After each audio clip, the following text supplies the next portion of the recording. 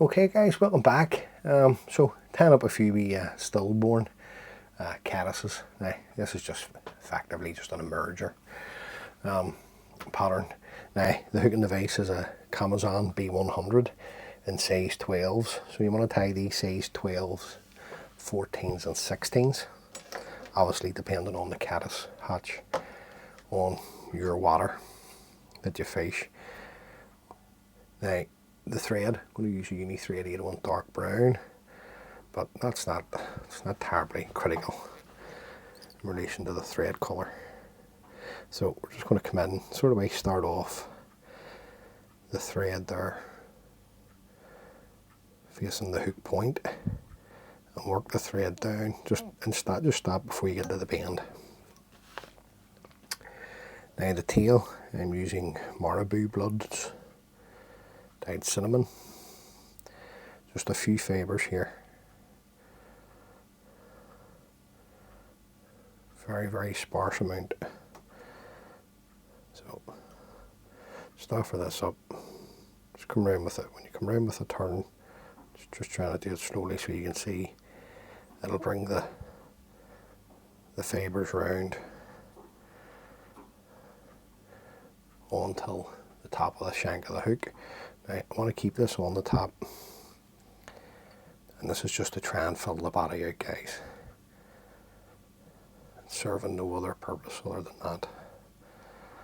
And then just work this up, just the sort of way where you caught your thread catch, and then trim this away.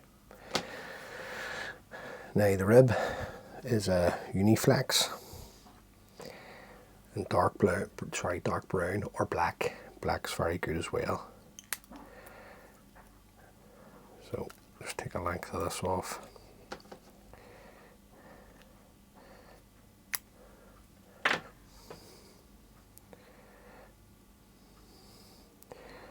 Just come around with a loose turn, just catch it in.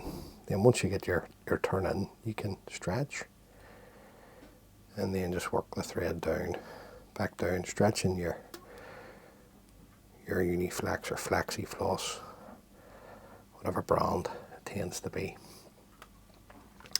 Now the body, this is the superfine dry dubbing that I'm using, and this is the beige, cinnamon beige colour. So just dub that on, slide it up, make your first catch, and then work this up. Now you want to try and put a bit of a caddis shape into the fly. So in fly tang it's known as that carrot shape. Just adding a wee further drop of the dubbing just to help me to the top where I want to be, just to there. Then take your Uniflex, nice and tight. Now put it as tight as you dare go, is what I would say. And you're looking 5 turns of this up the body. Now what I like to do here is take the Uniflex and really stretch it, and you can see me pulling the hook towards myself. That's how tight I'm tying this in. Nice and tight. Right the whole way up, then stretch and trim. Now at this point, for me, we like a wax, and just work the thread back down and just park it right up tight against the body. Now the underwing, this is the grey done parapost. Now you see when you're buying parapost, guys, this is my own view, the best stuff to buy, I'll just show you here 1 wee second, you just can make it out. So let me show you, is the crimped, see where it's been crimped? There is the crimped stuff. The crimped material it's far better than just the bog standard parapost. I just find it's more buoyant. Now we're just going to take this square up the ends, offer it up on top, come around with a couple of turns, just put it in as tight as we dare go. Now, just make sure it's down over the back of the fly, work the thread forward and back up. Then we're going to get some of the dark tan in the superfine dubbing to build up the thorax. Now you can have this many different colours, guys. It doesn't have to be tan in the thorax. It can be sooty olive, dark olive, light olive. Yet again, it's just knowing the entomology of the river that you're fishing and the species of the fly that's coming off. Up to that point there, and then take your power post, just put a loop in the power post. Now I want this coming back sort of way to the third section of the rib.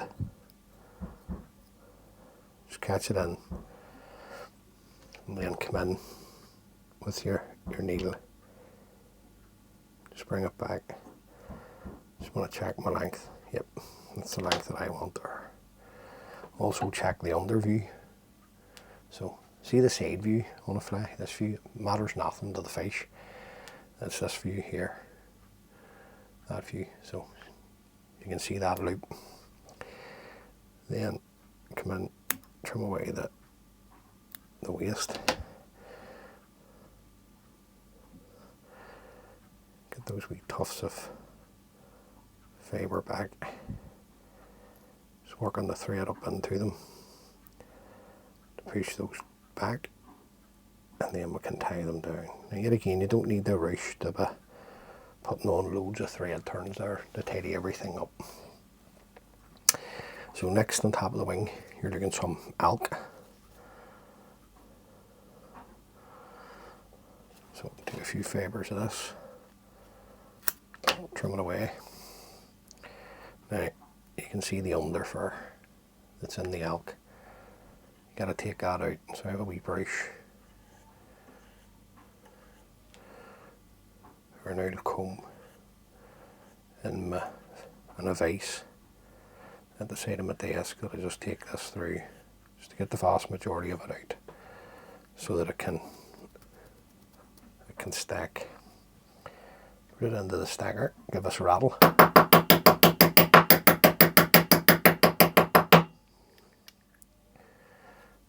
And the tips are lined up.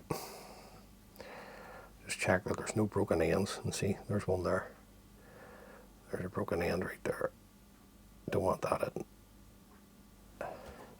Now, just show you. That's the under fur that comes out of the bunch.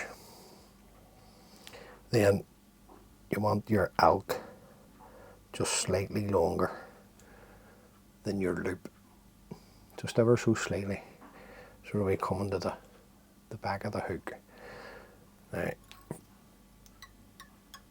like a wax here, offer this up, just get your measurement again, come in and pinch. Now you don't want this to be poker straight, you want it to spray it, and it will spray it once you come round with your thread turns. So you come round with a pinching loop. That's tight-ish, but not too tight. Another one to tighten up, and then tighten into it. Now, don't keep the tension on your thread, just sort of a medium tension if you like. Lift up the front fibres. And remember, the thread's wax, so you've got the grip. And then come back in behind. And just have a wee check, make sure see where it's spread out. That's the view that the fish is going to take, or going to see, sorry. And then just to tidy up the thread turns, a very small amount of the mahogany superfine dubbing. It's a dark brown, realistically. Very small amount there. hold your wing, take some of the dubbing in through, lift the elk at the front, get a couple of turns in there, and then come straight in with your whip finishing tool, the best you can. 3-turn whip finish now before you send this home.